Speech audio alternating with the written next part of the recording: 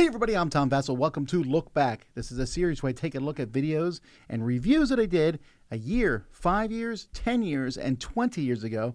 And I tell you what I think about them today, if I think about the games at all. So back 20 years ago this week, I reviewed a game called Quest for the Dragon Lords. I took a look at the advanced game of it. Quest for the Dragon Lords is a game that really is a memorable one for me. It kind of defined a lot of things. It was this whole dudes in a map, run around and fight each other, but also you sent people off on quests. It's not the first and only game to do this. Rune Wars, a lot of other games did it. Quest for the Dragon Lords is a game that I liked a lot, but has really fallen off. First of all, they were insistent on pewter miniatures in this set, which is a terrible idea. And it's slower and clunky. It has not aged well over the years. Not a bad game, and I have some, soft spot for it, but it's no longer the 8 it was originally, now just a 6. Similarly, Dune, the board game I reviewed 20 years ago. It's amazing now that I first played Doom, and it kind of blew my mind. Playing this game, it was the first dungeon crawl that felt different. Now, there's some things about it today that kind of have paled for me. The ammunition loss. I'm still not a big fan of ammunition in games.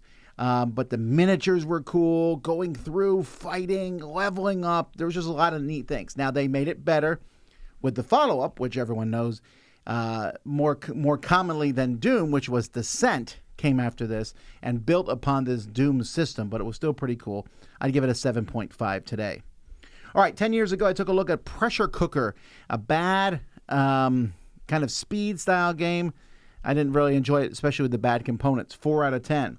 Neptun, without the E. I don't know. It's a queen game with Dirk Henn, moving stuff around. Meh, 6 out of 10.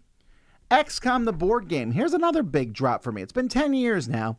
I love XCOM, and I played XCOM more than a human should play back in the day, or at least XCOM 2. I really like this game. XCOM is a fantastic theme. They took this game, Eric Lang took it and made a cooperative game that had an app that worked with it, mostly timer and stuff like that, and took a zoom back, and you weren't really going on missions. It's the kind of game that I was pretty impressed with, but today there's so many other games that have done what I wanted XCOM to do better that it drops just based on comparison with other games. Now it's just a 6. Super Motherload, a deck building game, kind of like a Dig Dug style deck building game. Very fun, small little game, but really has a pack to it. 8 out of 10.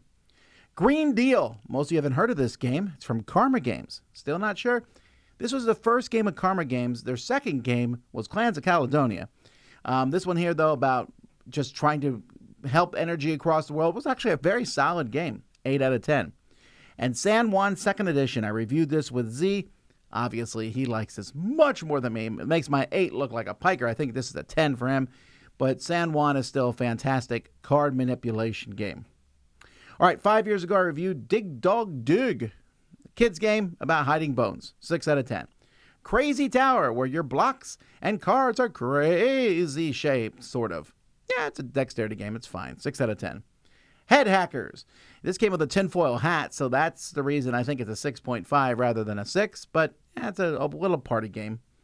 Razzia, a dice placement. It's not Razia, by the way, based on Ra. This is Razzia. It's about rats. You're placing dice to get cheese with stuff. Again, almost there, 6.5. And then Terramara. This is from Quinid Games. Terramara is a really interesting worker placement game where you want to jump farther up ahead to get better stuff, but then you have to wait till you get to that level, that round of the game, to get that person back. A pretty cool idea. 8 out of 10. All right, last year we took a look at Mythwind, self-called cozy game. And it really is kind of cozy. It has this whole little just build stuff and see. It just, not every, it's thing is as interesting as I wanted it to be. There's a lot of cool things in the game. The production is great. But gameplay-wise, I found myself finding it to be fine. 6 out of 10.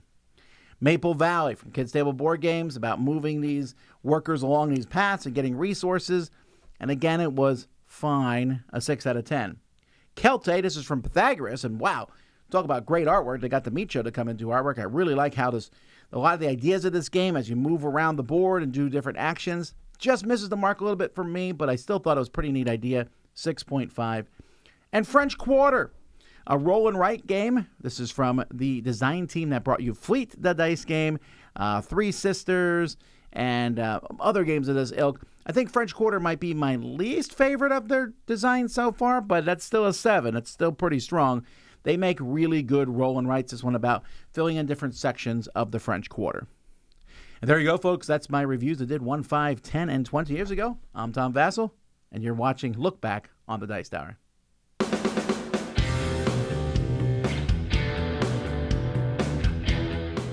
Hey everybody, thanks for watching this video. If you like this review or whatever you just watched, wasn't it amazing? Check out our channel, Dice Tower. We have all kinds of things. We review games, we do top 10s, we play games live. It's all about board games, but especially the people who play them. Check out Dice Tower YouTube channel.